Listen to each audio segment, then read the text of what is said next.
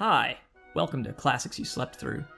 This is the book podcast where we talk about classic books, discuss them, and we even read them to you. It's like a public service almost. I'm your host, Kyle Davis, along with a girl who definitely knows how to pronounce Westernra. Lucy Westernra. I don't know. Lucy Westernra and Mama Westernra. My sister, Meredith Davis. How's it going, Mare? I'm tired. So tired. You need to go to sleep. need to sleep day and night. Are you saying that you're sleeping through Dracula? No. Because I'm not sleeping through Dracula, I'm now tired. Because I've been awake for so long. You should stay up all night. That's what our characters are doing in this section of Dracula, which is what we're talking about today, chapters 8 through 14 of Bram Stoker's Dracula. Healthy chunk. Lots happens. These are all healthy chunks as we race through Spooktober, getting us to finish up before Halloween. It's late October already. We're recording this on Sunday the 18th. I guess that is technically... Is that late, or that's still mid-October? It's still mid-October, but I went ahead and just crossed off Monday, Tuesday, Wednesday of this week for some reason on my calendar, so I thought it was Thursday the 22nd because time means nothing anymore. Wow, and it is definitely not Thursday the 22nd. Crossed them out, I just noticed. All right. Anyway, it's mid-October. It is still technically mid-October.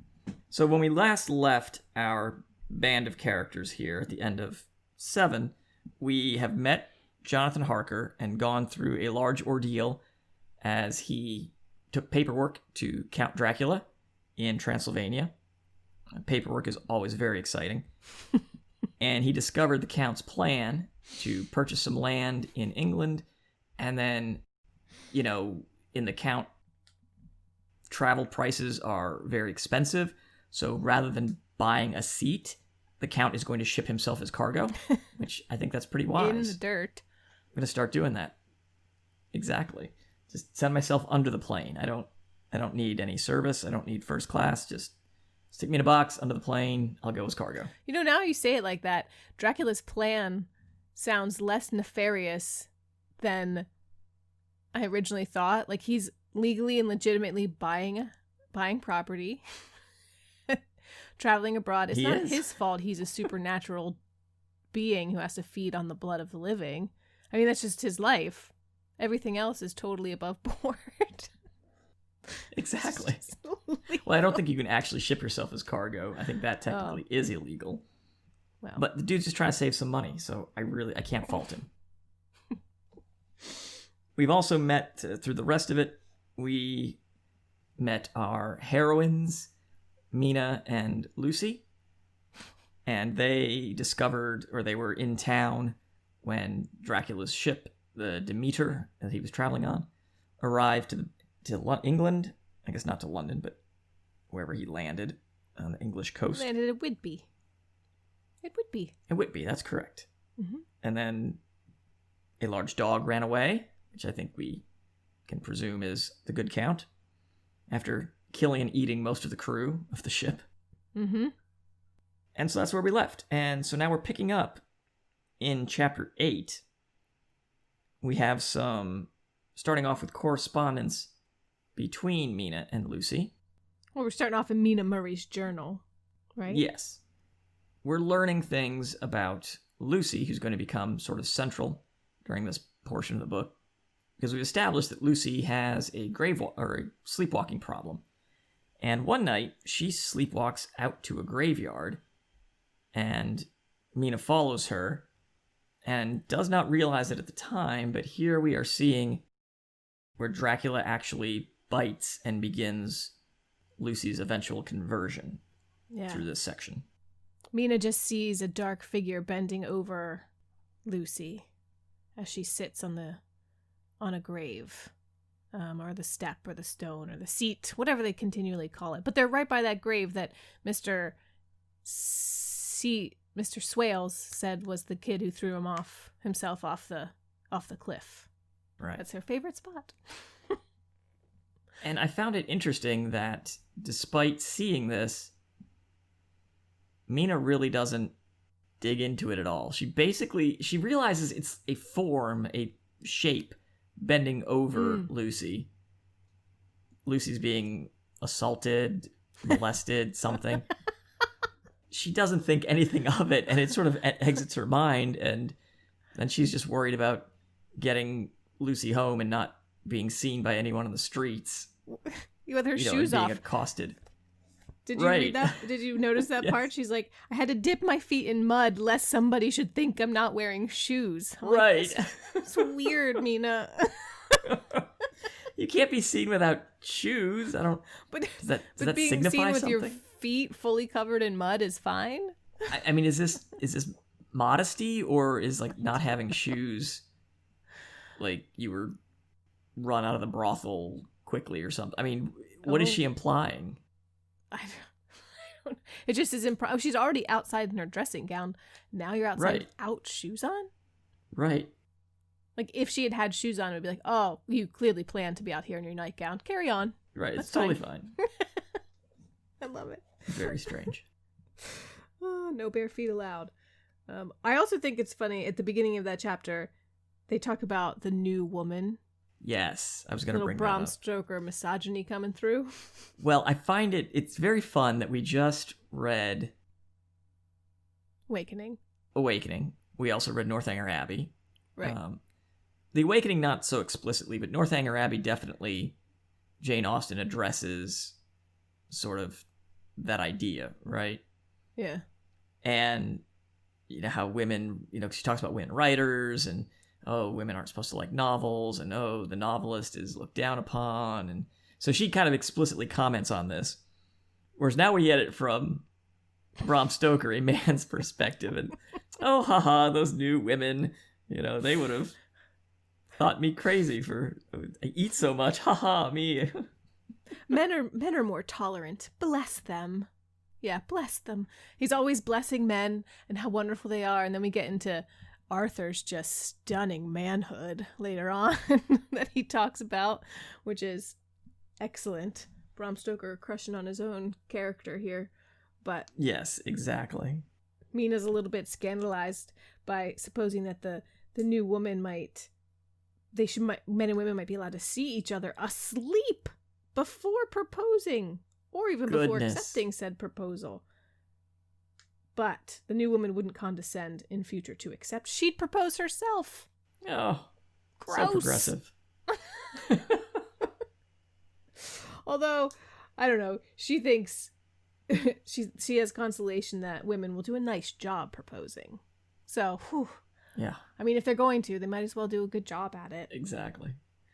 Well, nice foreshadowing, too, because we're going to be watching a lot of sleeping women and creepily commenting on it. It's going to get weird in this section. All right, we also establish here in the early part of 8 that, which is going to sort of be a plot driver, that Lucy's mom has a heart condition and is about to die. So any absolute shock to her system will kill her. She can't get excited. She can't even be told calmly, like, are you sitting down? I'd like to tell you this delicately and calmly. Nothing. Right. That would just blow Keep her away. Fully in the dark. And so that is going to drive a lot of what we do or don't do, and what we reveal and not reveal, and what we tell and don't tell as we continue through this middle section of the book, because we don't want to upset Mrs.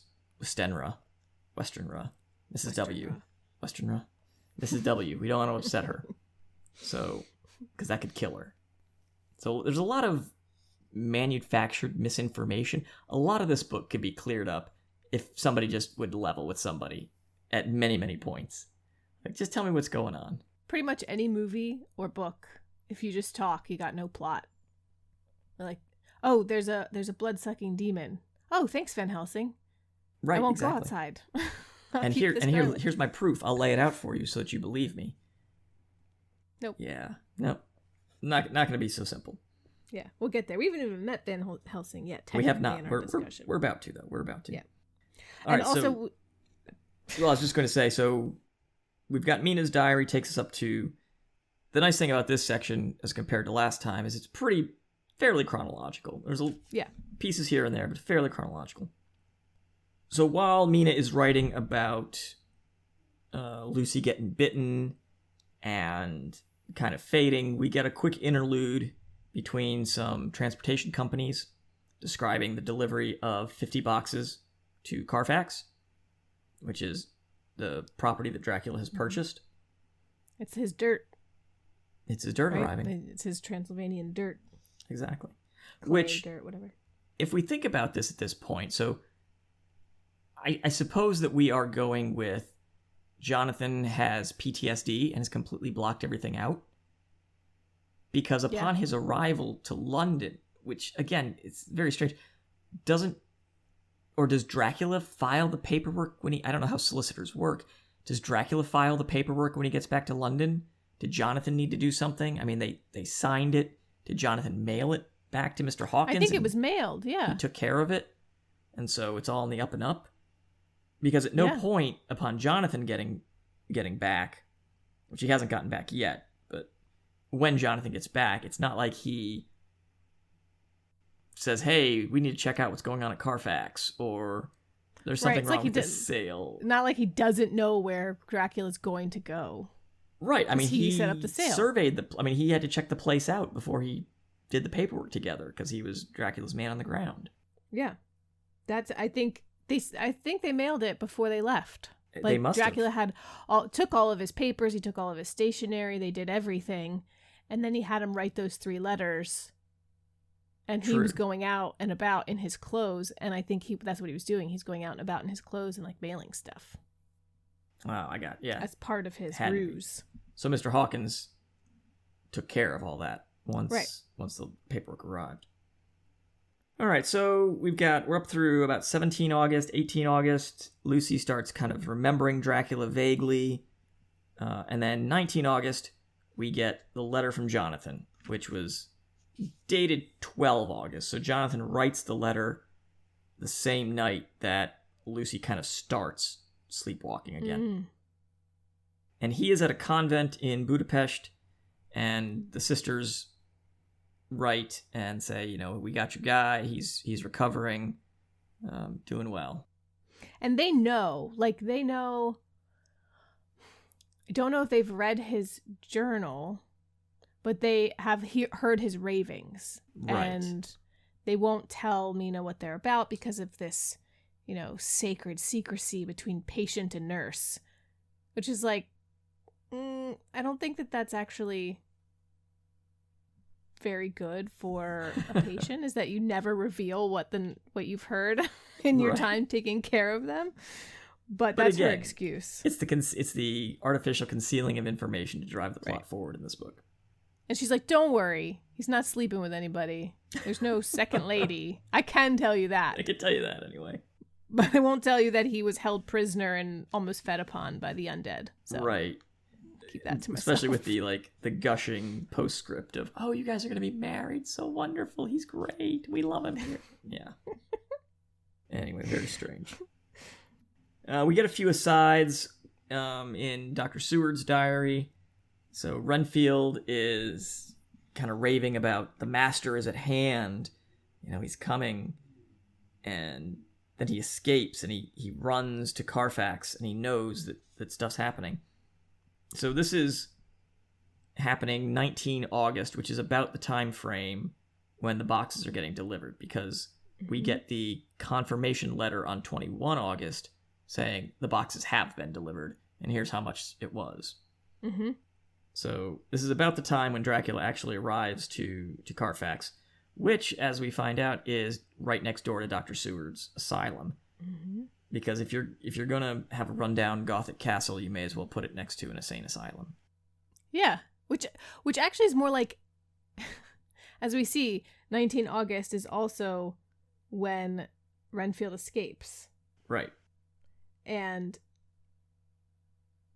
Renfield escapes a lot as we go through this. So this insane asylum is basically a house, because it's super a large easy house. to get out. Yeah, it's a large house basically. So on 19 August again, we get Dr. Seward's diary and Renfield, who's suddenly thrown away his spiders and all his pets. He doesn't want them. He doesn't care about them anymore. Exactly. Doesn't care a pin for them. Exactly. So that brings us to chapter 9, and we can pull a little bit out of there, where on 20 August, he starts not caring about his pets anymore. He gets real violent during the daytime, but then he quiets down when the sun goes down. And then a few days later, on 23 August, he escapes again to Carfax, and this time, he's banging on the door, and then he looks up at the moon, and this large bat goes across the moon. Very directly. And then he kind of calms down. He's like, all right, I'm good. I want to know what Renfield wants out of this, like, psychic connection that he's got. Because he says, I've worshipped you long and afar off. Now that you are near, I await your commands. Well, we will get to that. We will get and to he what says, Renfield wants. Oh, do you know? Did I not discern it properly? You might not have pulled his entry here on 4 September. So we'll get to the 4 September. So Mina then, in the meanwhile, we get a letter from her on 24 August. She has gone to Budapest, and she's helping nurse Jonathan back, and, we're at a convent, there's a priest here, we're going to go ahead and get married. So yeah, they get married. Sweet. So it's done. And she is just ridiculous over getting married. She's like, my husband. Yes. Oh, my husband. It is the first time I have written those words. My husband. She's definitely not a new woman.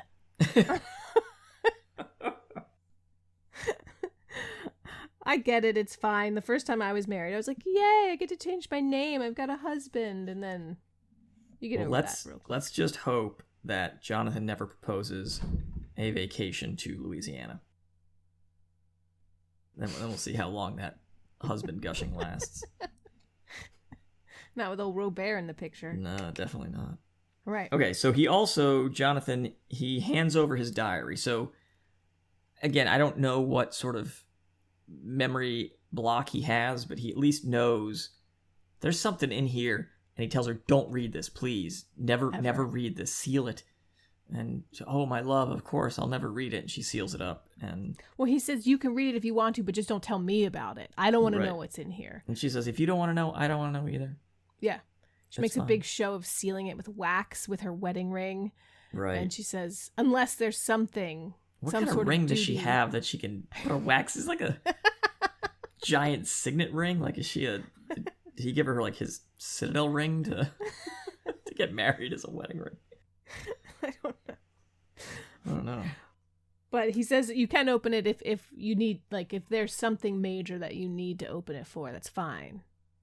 But she loves him so much she wants to live in ignorance, which, I mean, like, dude, you are clearly distressed about this. We should probably figure it out. Right. Together. No, it's probably not going to crop up again. Happened. It's fine. Just never speak of it. Right. People with, traumatic events, it never happened. It never comes up again. They're fine. He was raving in the convent, but I'm sure he'll never rave at home. That's why talk therapy was so controversial and so, not necessarily controversial, but what's that word? When something's revolutionary, like World War II or World War I, shell shock, making soldiers talk about it was like, because I'm rereading this book by Pat Barker called Regeneration, and that's basically exactly what it's about. It's about Craig Lockhart facility I think it's in Edinburgh in Scotland, where soldiers went to who were shell shocked or who were not performing the way that they were supposed to, like officers who didn't, in this case Siegfried Sassoon, a poet who was suddenly against the war, and he was an officer, and they're like, no, you got to come back and you got to be the officer we gave you this medal for being, and you got to not be someone who says that we should end the war. And he's like, yeah, I can't do that. They're like, okay, well then you're crazy and we're going to put you away. And he ends up, and he does have like nightmares and stuff. And they do talk therapy there. And so it's a little bit of historical fiction, but contrasted with another facility and other doctors who were just shocking them to be like, be normal. I'm going to shock you till you're normal again. And so this doctor's doing talk therapy, which, duh, it works. And we think that that's ridiculous that you wouldn't do that. But obviously, even in this book, they think never speak of it and it will go away. Sure. And it will be fine. We had a big problem with that in this country after World War II as well. Everybody coming back, the things they'd done and seen overseas, and then you don't talk about it. Men are tough, and men don't cry, and men don't discuss things, and so they just bottle it up. And yeah, a lot of domestic violence in the late 40s, early 50s in this country. "Quote unquote" greatest generation. Greatest generation, baby. Yep. Yeah. Never talk about it. I'm glad we've gone almost not a 180. Yeah, 360 would be back where we started. Back where we started. 180. Exactly. Yeah. It pretty much is. I mean, we have so much awareness of PTSD now, and mental health, and services for veterans, and yeah, I mean, there's copious amounts of assistance that people can get. And you always see these organizations doing just outings and things where people can get together and just in a non-threatening environment while you're hiking or kayaking or mountain climbing or something, and just discuss your experiences. And yeah, it's a healthy thing. Yeah, let things out, people. You got to talk. I think the more you talk about trauma, the better. So I mean, I'm not an expert, obviously, but I feel like if something traumatic and when something traumatic has happened to me, I just talked about it to like everybody or my journal or something, to the point where I was like, okay, I'm done talking about this now. Yeah. I think this is you better. Process it. Yeah, that's exactly it. As we see, the characters in this book don't talk or process anything. So now we are up to, while this is happening, while Mina's away in Hungary, Lucy decides to start keeping a diary herself. She's feeling very weak, to the point where that her beloved Arthur actually notices. He's like, "Ooh, something's up with you. You're not looking too good." She's not sleeping at night, and she's waking up, and she's just flapping at the window, and she's like, "Oh," kind of likes it. She's terrified to sleep. Right. That's what happens to her. Then we get a letter from her on the 30th of August that says, actually, I've been sleepwalking a lot less, and I'm so excited. I'm going to get married 28 September. So late September. Just a month away. They've set a date. It's a good date. It is. So then we've got the end of August, early September. Arthur writes to his buddy Seward. Says, "Hey man, can you just come take a look at Lucy? You're her friend. I don't want to send her a real doctor, I guess, so I'll use a friend doctor." Like, this also could be why Arthur Holmwood is rich, Why pay a doctor when I can just ask a friend, "Hey man, can you just take a look at her for free?" And not just a friend, but the first person to propose to Lucy. Correct. So he's got a vested interest in her. Yeah. Arthur knows he's not going to say no. No. But then he writes and says, "Hey man, my dad's not doing well, so I gotta go. So just let me know what's going on." And Arthur jets off. Then we get on the 2nd that Dr. Seward has arrived, and he writes to Arthur and says, "You know what? There's no physical problem with Lucy. Seems fine, but man, she looks horrible. Like, I can't figure out what's wrong with her. She looks horrible." And at this point, this is where I'm questioning the doctor's ability to actually doctor. Like, I don't think he actually did a physical examination of his patient, because we know from Mina getting Lucy home the night that she was bitten that she's got the bite marks. She's put like some kind of leather collar around her neck to hide it, so Lucy's aware of it. But Mina, oh yeah, some guy was bending over her, but I must have pricked her with a pin. That's how she got these. It's ridiculous that she thinks that she shoved a pin through 2 layers of her skin to, like... You're gonna know that. Like, that's some resistance when you're pushing on just a little pin. Like, come on. Maybe Lucy's just that delicate. She might be. She's the best of women, so we know that. And we know that Seward didn't fully examine her. He said that. He said, "Bear in mind, I did not have full opportunity of examination, such as I would have wished. Our very friendship makes a little difficulty which not even medical science or custom can bridge over." I guess the fact that he's crushing on her, and that I don't, or it's his friend's fiance who he wanted to be his fiance, and he's like, I probably shouldn't like ask her to take her top off. Yeah. I mean, you can do that in the office, but I'm in your house. Hey, you mind taking your top off for me? Like, I think that does take it into the realm of a little weird there. So he did it. I mean, I guess he could have looked at her neck, but I guess she's wearing her thing. She must be wearing her collar. Yeah. Well, then he says, you know what? I'm going to write to Van Helsing. I'm going to get my old mentor out here. And we get a letter back from Van Helsing. He says, yep, no worries. I'll come out. Which I'm starting to question, like, how fast does this is like overnight mail from England to Hungary or to Amsterdam and back, because he's in. What was a telegraph, maybe? Could be. That's true. It could be. Yeah. Could be wire. Because they do communicate sometimes in more than once in a night, and they're like, "Oh, you're going to come at this time? No, come earlier." And I'm like, "How fast do they get these things, and who brings them?" Van Helsing in this early part, he's bouncing back and forth between Amsterdam and London. So even transportation-wise, I guess you can get to the Netherlands in a day. I didn't look it up. Fast trains jumping on that then? train. I don't know. Yeah. Well, then we get Van Helsing says he's going to come out. He arrives the next day. We get a letter on the 3rd of September where Dr. Seward writes to Arthur and says, hey, Van Helsing, he examined her, this and that. And this is where we really get into Van Helsing's evasion. He doesn't really tell people what's going on. He knows right away. He definitely suspects. He's seen something like this before. He's like, I'm going to go back to Amsterdam, consult some books. You keep an eye on her. I got to get some things. I'll be back. Then we get a diary entry on the 4th from Dr. Seward. And this is where we get into Renfield's motivation. Because Renfield, he's mad. He's starting to collect flies again. And this is where Renfield says he's been deserted and he's going to do it himself. What's he going to do? He wants to be a vampire, right? I mean, isn't that... Well, that's what I thought, but you can't do that yourself. No, but he's trying to because he's eating the blood of other creatures. I thought he just wanted to, consume their life force or something. Right. Which I guess is what vampires do. That's basically what vampires do, right? So maybe Renfield thinks he's going to gain immortality by eating birds and cats. I don't know. Does that work? I don't know. You have a bunch of cats in the house. You should try it. Oh my god. I should eat one of them. Which one of you? So many cats. When Mom moves out, they'll be gone. At least 2 of them will be gone. See, that's a perfect opportunity in the transition. She won't notice if one's missing.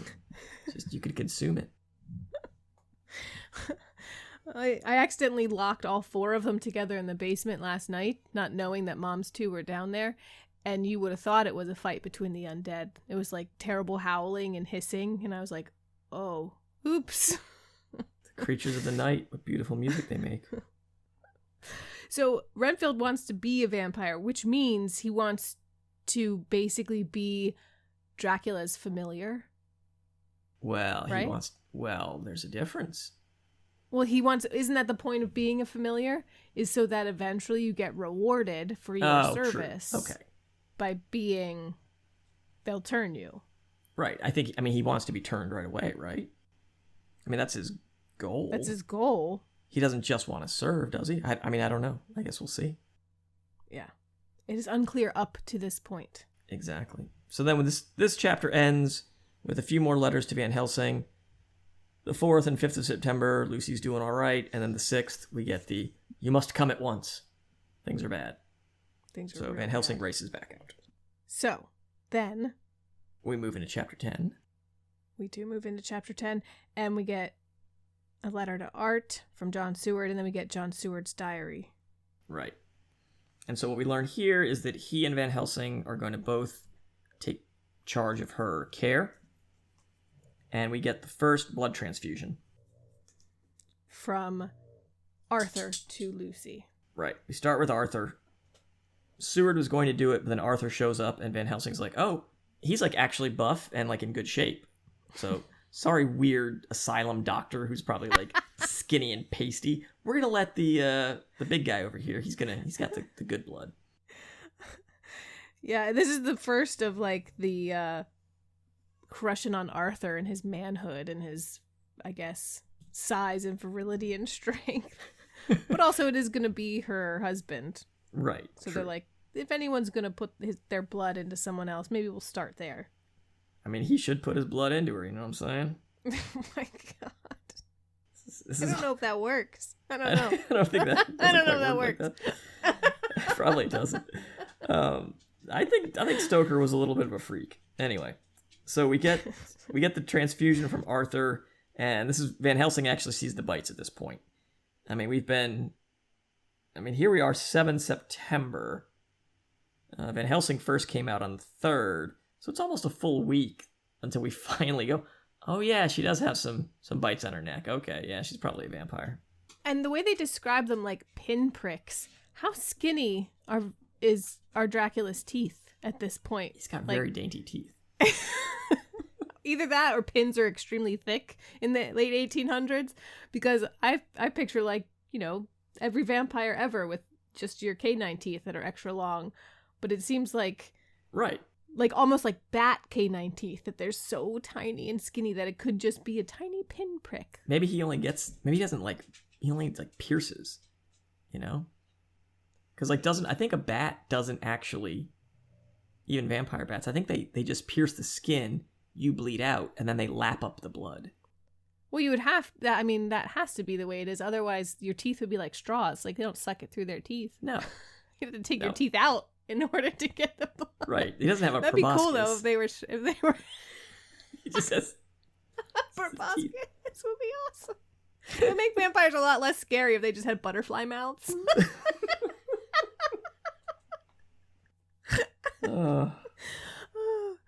Anyway. All right. So now the boys, Van Helsing and Dr. Seward, so they're kind of taking shifts, staying up all night, watching over Lucy until the 9th of September, when it ends up that, you know, Arthur had stayed up all night, or not Arthur, Seward had stayed up all night, and Lucy says, hey, why don't you go sleep on the couch in the next room? I'm good. I've been sleeping great. You know, I appreciate you sitting up with me all night. And so, you know, we get into the theme of dudes watching women sleep without being married to them, right? This is what's happening here. She's like, I'd rather you not, creep. I think we're getting a window into Bram Stoker's preferences here. So he goes to the next room. He doesn't end up staying up all night. He ends up sleeping on the couch. And so then we get a diary entry from Lucy saying, basically relating the same thing, like, oh, with, you know, John in the next room, everything's going to be great. I'm going to sleep great tonight. And, you know, if I ever write a diary entry, like, I definitely write them in this way. Like, tonight I'm going to go to bed early and it's going to be great. Like, do you really write in the future tense in a diary that frequently? I don't think so. I mean, like, generally it's a chronicle of what has happened rather than here's what's going to happen. Well, anyway, we get the next thing we see is Dr. Seward's diary on the 10th, when Van Helsing returns and they see that Lucy apparently didn't sleep great because she looks terrible despite the blood transfusion. So now she gets another one. This time from Seward. This time Seward gives her a transfusion. And then the 11th. When he gets a transfusion from Seward, he's super like, hey, you took more from Arthur. Why did you take so much blood from me? And Van Helsing is like, well, come on. He's her husband, man. We're gonna be like, we just need a little bit to perk her up. We're topping her off. I love that he wrote, the response was like, he was like, you took a great deal more from Art, to which he smiled a sad sort of smile, like, not so virile, are you? Don't make me say it. What weirdos these guys are. Anyway, go back to your asylum, you creep. Yeah. What a creep. Okay. Yeah. Then Lucy sleeps. She's better with the blood. Yeah. Right. So then on September 11th, we get garlic. Van Helsing puts out garlic for the first time in Lucy's room. He gives her like a little wreath, like this Hawaii or something. He gets a little garlic lei around her neck. Yeah. He is wiping garlic on the windows. She's like, you're effing with me. I'm not wearing this. He's like, yeah. Oh, you are. Wear this. Yeah. These flowers are only common garlic. Hey. No, it's cool. Do garlic flowers smell? I don't know.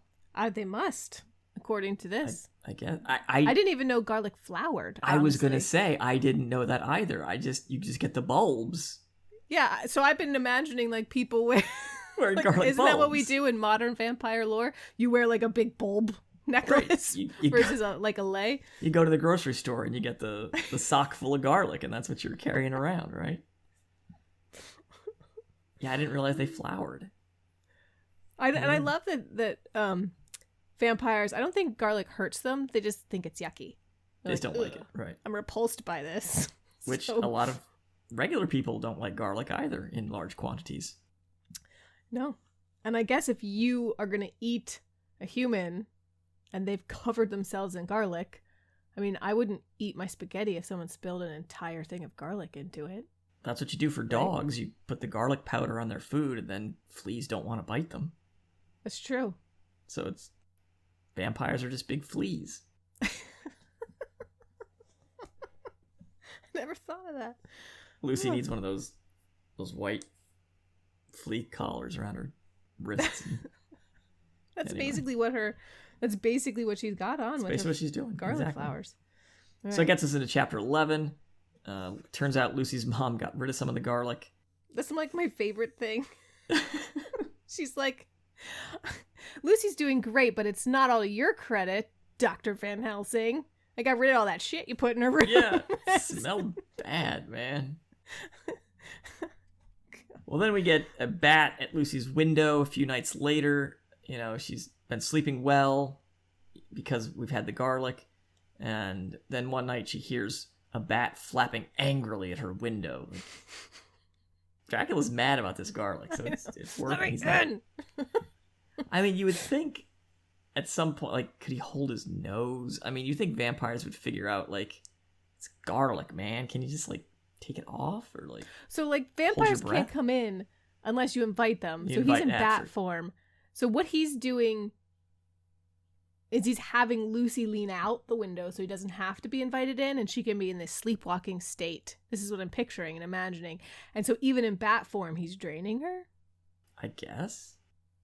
But he has those hairy palms, so he can like stick out of the window to the wall. Sticks his head in.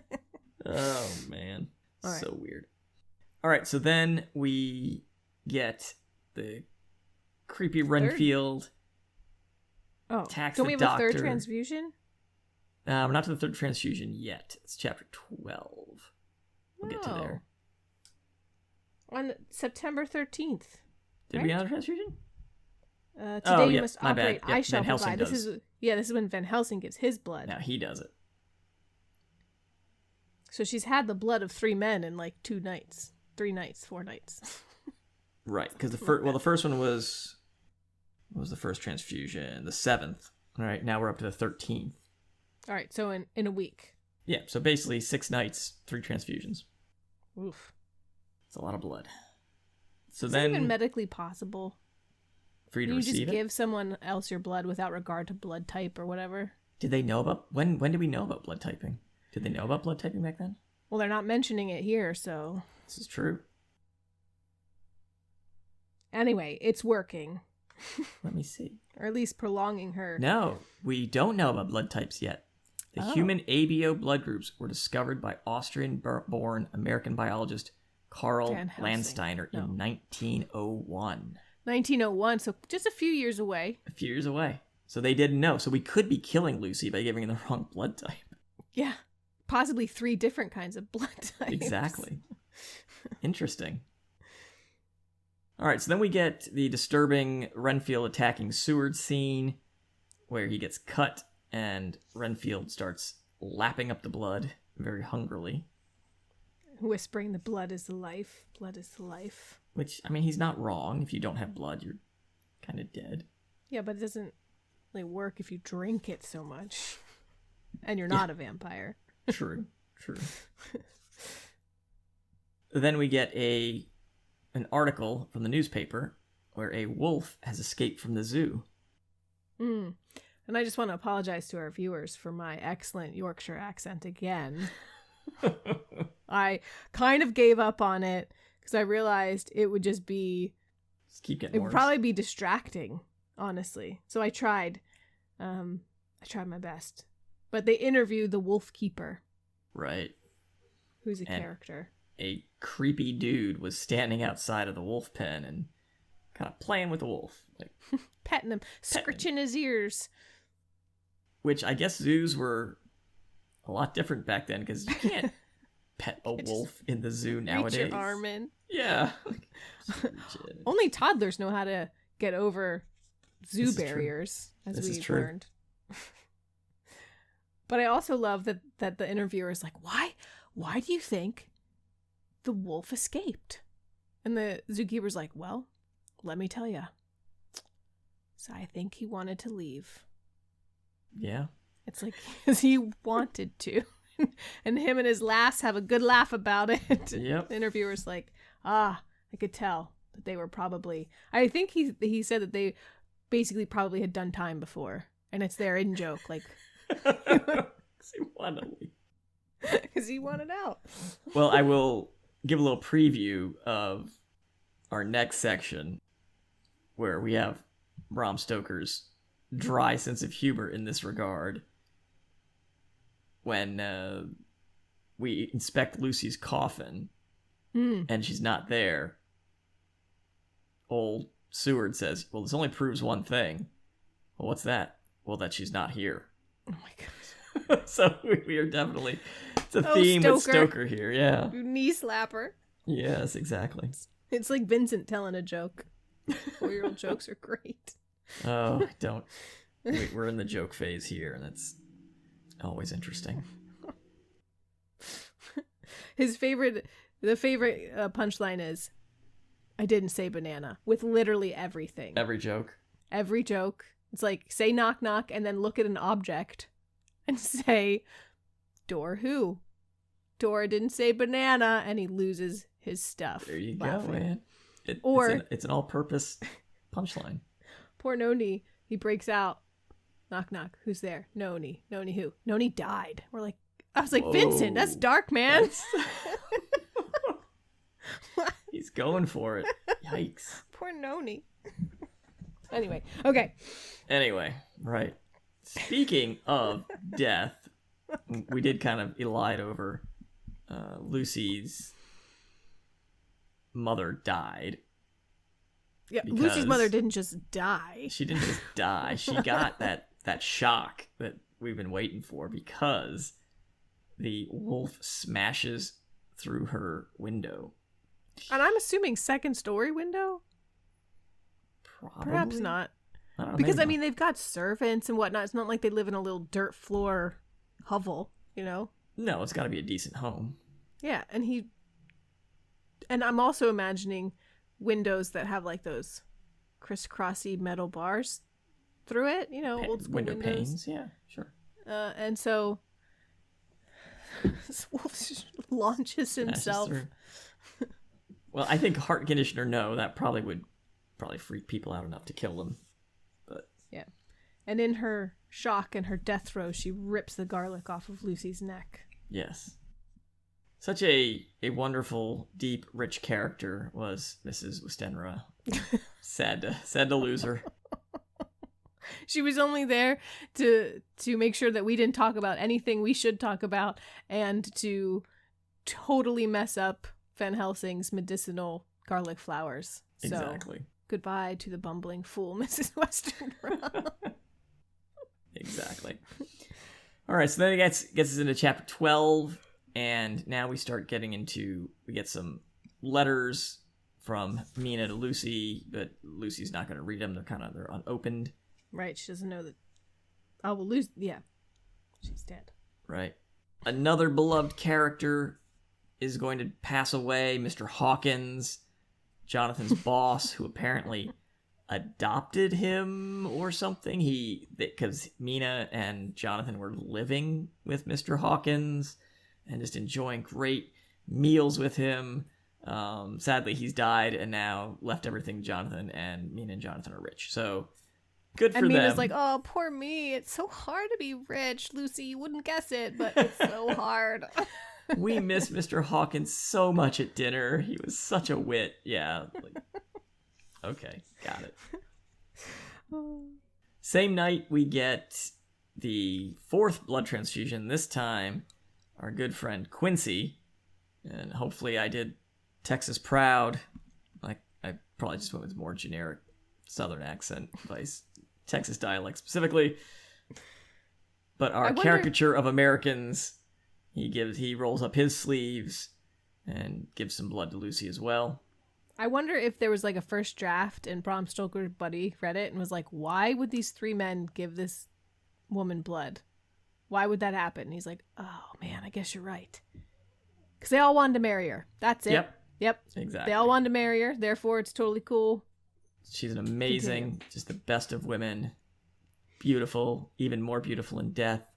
And it's not creepy because if she's dead, we can watch her sleep.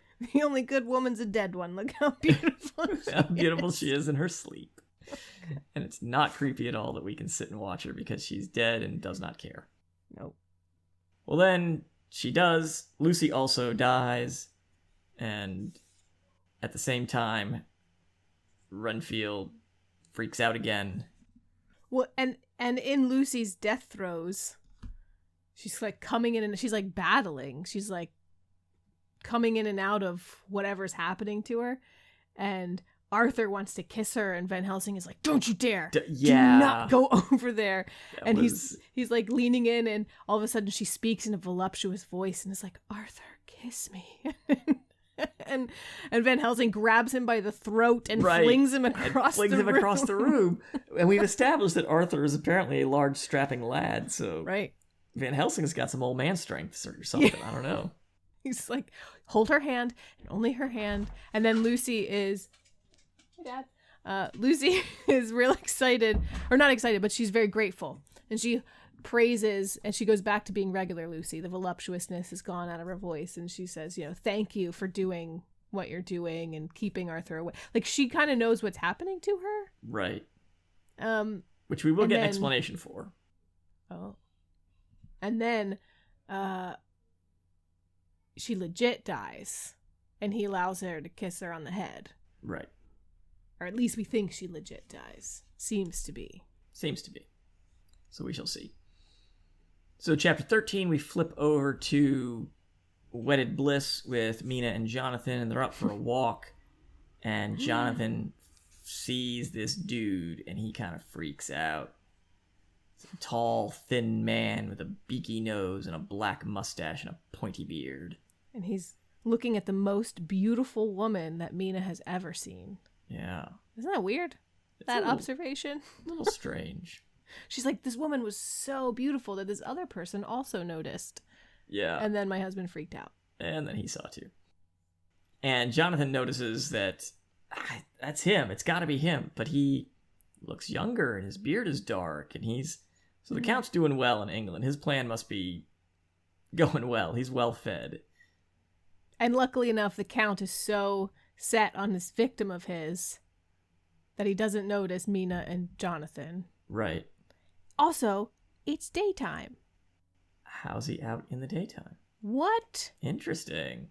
Which, I've been wrestling with that, and modern lore must have turned whatever this is. He's just apparently, because I had to Google it. I was like, how is this dude out in the daytime? Apparently, he just doesn't have any powers in the daytime in this version. Interesting. He's significantly weakened, and he can't do any of the vampire cool things that he can do in the daytime. And I won't give any more that I looked up because I don't know if I'm going to spoil it. Might be for a different episode, but yeah, I think we can. Are you going to talk about like the origins of some of this stuff that Stoker kind of stumbled upon? No. Inadvertently, perhaps. Okay, we'll save that for after the book is over. Then we can talk about where some of this came from. Well, and I think we're going to learn more about it because it's tied to Renfield and some of the observations that Seward made about when he goes kind of crazy. Right. Which is kind of like dawn, noon, and dusk. Right. Which is like power surges, I guess, for Dracula in a way. But I think we're going to learn that later. Right. So spoiler. So then we don't know quite yet. It turns out it's our girl Lucy, but then we get some news articles about the Bloofer lady, who the children are all following, and she's attacking them, and they're playing the Bloofer lady game, and, don't let the Bloofer lady get you. Which... But she doesn't kill them. She just, feeds a little bit on them. Right. They aren't dead. They're not dead. No. Right. Not like the baby in a bag that Dracula had for the vampire ladies at the castle. Right. Well, That's do you know why she's called the Bloofer lady? No. Oh. Well, I mean, it said a little kid called her the Bloofer lady, and then that caught on. But I don't know the where this little kid got the word Bloofer. Right. Well, that's how he's talking. He's the Bloofer lady right there. She's the most Bloofer lady I've ever seen. Are you serious? It's beautiful lady. It's cockneyed Bloofer lady. Well, and our Americanization of that Bloofer is ridiculous. Right. The L was really disturbing me. I thought it would be like Bootiful or something like that. But it's Bloofer. She's a Bloofer lady. Because you don't say consonants in British English. Right. Exactly. When I was studying in Scotland for grad school for a little bit, everybody was making fun of me and my American accent, and I got really excited at the cinema one day, and I was like, "Yay, candy!" And that was it. Everyone thought it was the most ridiculous thing they'd ever heard that I say what? Candy. Candy? Yeah, and it was hilarious. The long drawn out A. I don't get it. But then there was this long conversation about how none of them actually say the letter T and all of these ridiculous. So what do they say? Condi? What do they eat? I guess just one A, and I I don't even know if I could do it. Just candy versus candy. Me. Maybe it was just they were making fun of me. Maybe me it must specifically. Have been. I think it was you. Anyway. Oh man. It is candy season, and I have not bought any yet, but I'm quite looking forward to it. Why? So you can eat one piece a week for the next 3 years? Well, I was informed by my statistical son that 90% of parents will steal Halloween candy from their children, and I just looked at him and said, "Man, you can make that 100% because I'm taking it." He just straight up, it's mine. He's like, "So, Dad, you're in the 10, right? You're in that 10%. Please, not Father." at all, son. It was not 90%. There's a 90% chance your parents will steal some. Oh, okay. And I said, just make it 100%, buddy. I'm taking some. We totally have ice cream in the freezer, and we're like, "Oh, we don't have any." No. I don't know what happened. There's no ice cream. It's gone. Yeah. None. Sorry. Well, I have introduced them to butterscotch crimpets, so I'm definitely Pennsylvania-izing them quite well. Ben loves Don't make that face. Don't make that face. Ben loves those things. They're so gross. They're delicious. They're wonderful. Anyway, all right. So that takes us to chapter 14. Mina finally reads the Jonathan's journal, so she kind of knows what's going on. Van Helsing comes out, and Mina gives him some journal entries talking about sleepwalking and what's going on with Lucy. And this is where Van Helsing figures out what is going on and says, "Yes, Lucy is a vampire." Seward's like, "You're crazy. I don't believe it." And he says, "Nope, everything is in Jonathan's journal. We got that. It's correct. Lucy is a vampire." He doesn't say Lucy is a vampire. He's telling him she's the one attacking the children. Yeah. He says those marks came from they were made by Miss Lucy. Da da da. But she's dead. But we don't get the explanation next. I really appreciate Dr. Seward in that Van Helsing goes on and on and on in this really convoluted, incomplete English kind of way, and all these metaphors, and I'm like, what is he talking about? And then the next piece of dialogue is Dr. Seward be like, I didn't know what he was talking about at all. So I asked him to clarify. I'm like, yes, thank you, Dr. Stewart. Please speak plainly. Oh. Anyway. All right, so that takes us up the end of this chapter.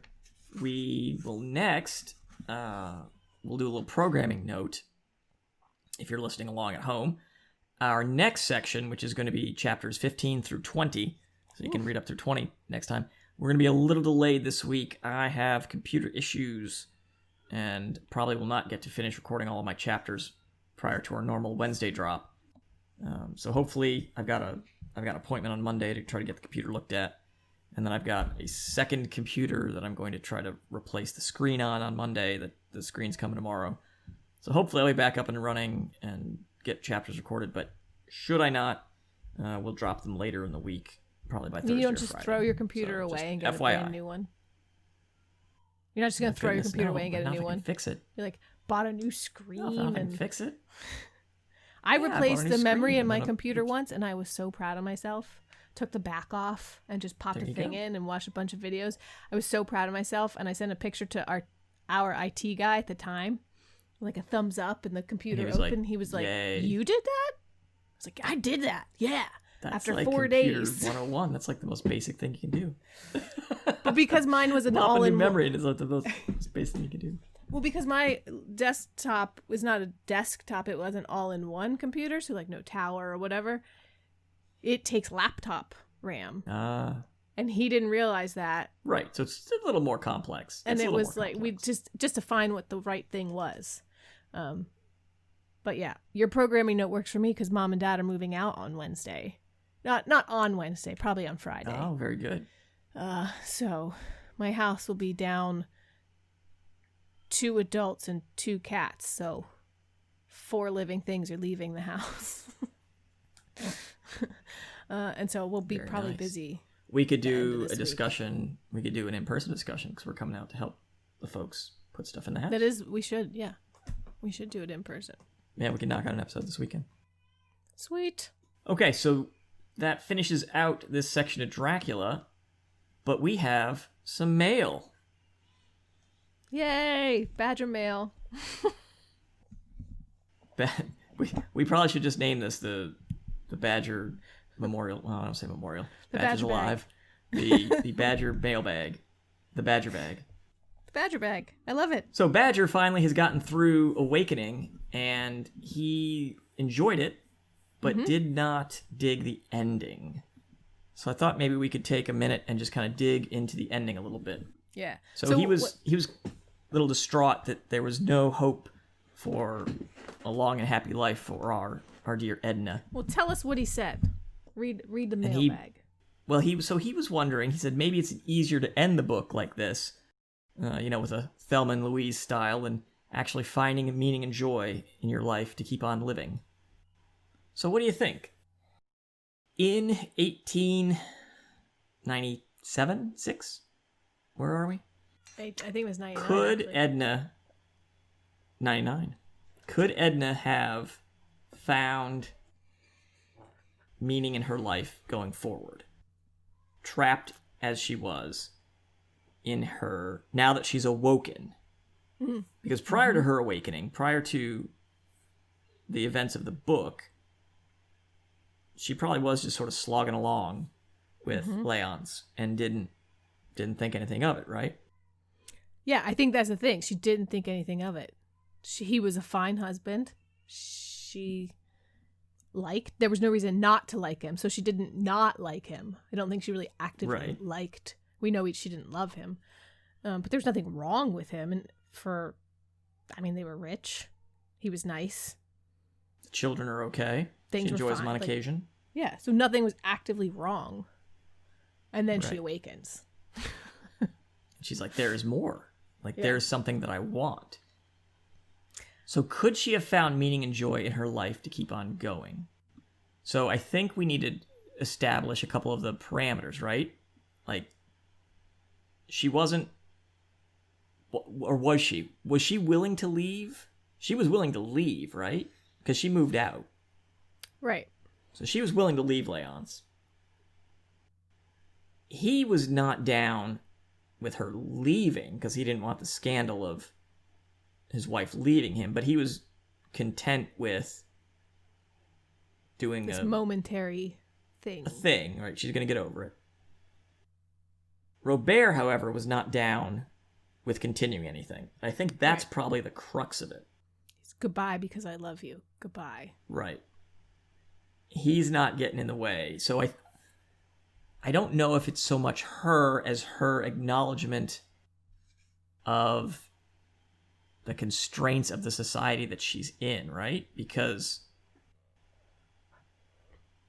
even though she's willing to have some kind of other arrangement, shall we say, the men are still constraining her in that they won't go outside the bounds of what society considers appropriate. Right. And I think if life continued with her at her little pigeon house, her kids loving their life in Iberville with grandma, she visited them occasionally, husband off on business, not really messing in her life, and she's got her boyfriends, or, you know, if Robert leaves and, you know, thinking that things happen as they do and she doesn't kill herself but Robert's still gone, or Robert's there, but that life is the way it is in those moments when she's so happy. I think that she would have continued doing that. And so, like, was there, in the abstract, could she have had a happy long life?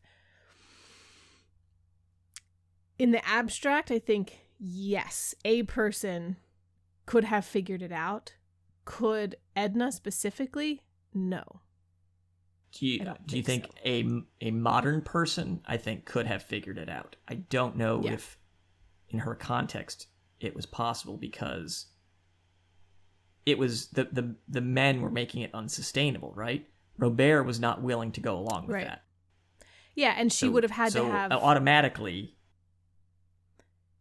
She would have had to settle for Arobin and this empty, yet physically satisfying relationship. But she wanted to be in love with Robert and have him. And I think what it comes down to is coming back to what Madame Rice said about bravery and having strong wings and the courage to do and to have a life where she pursues herself, right? Right. She'd have to be, I think at the end, she realizes, I am not brave enough. And and my wings aren't strong enough, and I can't or don't want to figure this out. It's too much. Like, think of the children. Either I can't or I shouldn't put them through this, maybe, in one respect. I think what it is Madame Rice is the end state. Right? That's her future, because Robert's not going along with it. So she doesn't get Robert there's no scenario where she ends up with Robert. Because she'd even said, you know, if Leonce, I'm not a thing to be taken or given. Even if Leonce gave me permission, I would laugh at you both, right? Right. So Robert wasn't going along with it. And I don't think, Leonce, even if she had asked, he wasn't going along with it either, because he was doing everything he could just to avoid the scandal of her moving next door. You know, he did the whole renovation. And he had already planned the overseas trip, or, you know, the long trip for when he got back for that summer, right? They weren't going to go back to Grand Isle. They were going to go to Europe or something. Yeah. So he was not willing to go along with it anyway. So her only other option was basically spinsterhood. You know, Madame Rice is pursuing whatever she wants. You know, Madame Rice gets to do her passions, and no one controls her. So she's broken free in a sense, but she's broken free alone and just doing her own thing. You know, and Edna doesn't want just her own thing. She wants Robert. And even if she did break free, we have no picture of Leonce and his passions or lack thereof, right? The Creole man is not jealous, but would he have been like, okay, here's a sizable income for you. You can move to Paris and live a more avant-garde, free lifestyle in a place that is more accepting of it. Mom and I've got the kids. Go do your thing. Or would it be like, you're cut off, out, no money for you, nothing, and she's got no occupation. The times are what the times are. She's got no money. She can't go anywhere. Would she move in with Madame Rice? I mean, I don't think she would have. So in that scenario, I don't think she would have minded, right? Like if she was kicked out and say went to Paris, I mean, she's got her art. She apparently is good enough that she has a dealer selling, right? So she could probably do something for a modest income. And then perhaps Robert would follow her, but I don't think, again, the fact that Leonce wasn't even willing to, she moved next door, literally, and he has to throw up a cover story. I don't think that her moving to Paris, there's no cover story he can that's going to absolve anything there, To like the ever-present point that you made and that we made earlier, like she never actually talks to Leonce about this. Like she's all gung-ho with her newfound freedom, and she's like, I'm doing this, I'm moving, I've already done it. Like I just decided this moment, I got the pigeon house, I'm done. Like, she doesn't ever talk to Leonce about it. And she does, again, remember, she sees that way out. She's like, if only I had talked to someone, like I could have talked to Dr. Mandalay, but I already took my clothes off. I'm walking into the ocean. Right. Like exactly. So I think that that little fluttering bird with the broken wing at the end, like that's, I don't think Edna's a hero in any way, even though this is like heralded as a great feminist work. I don't necessarily think she's someone to look up to. I think she's a cautionary tale, perhaps, if that. But yeah, she's not like I don't find her like a inspiring feminist icon, except she does say some wise things about the self and whatnot. But that's not my out. I feel like you should be braver in some respects as that. If you feel, suicide hotline and all, if you feel like that's your only option, like, is it? I don't know. She thought it was, and I think I disagree. She thought it was, yeah. She couldn't see a way out. Yeah. Would she have had but a I don't even life? know that she would have anyone to talk to about it. Because, the only one she would have had would have been Dr. Mandalay, but she didn't give it a shot. Right. Because everyone else immediately rejects it. Right, because she can't. Like she Robert, he obviously rejected it because he left. Mm-hmm. Her only friend, Adele, was like, think of the children, don't do this. Yeah. So she would have cautioned her not to do it. She doesn't talk to Leonce, period, so she's not talking to him. Arabin would be no help. And Madame Rice let's talk about it like, after we get out of bed. Right, exactly. And Madame Rice was just like, hey, you guys got to be strong enough for what you want to do. I support you either way. Yeah, she wasn't giving her like a mentoring path. She was just like, okay, whatever you want, you got to figure it out. She wasn't like, here's my advice. Right. So yeah, no. the root question that Badger had, was there a way for her to have a long and joyous, happy life? I don't think so. I think she would have been living a half-life once she awoke and realized this is not, I can't do this, and there's no other option for me. I mean, she could escape her situation, and she could build a new life. And I think, from our modern perspective, she would move out, get a job. Maybe Robert doesn't follow you, but, there's probably another Robert out there. I don't know. And she likes her kids well enough that she doesn't want to totally be cut off from them. I don't think. Like if she were to choose a new life, she does like her kids. Ish. Sure. Forgets about them as soon as she leaves their presence, but, while she's there, she likes them. I mean... So, yeah, I don't know. It doesn't seem to me like there was a way for her to square the circle.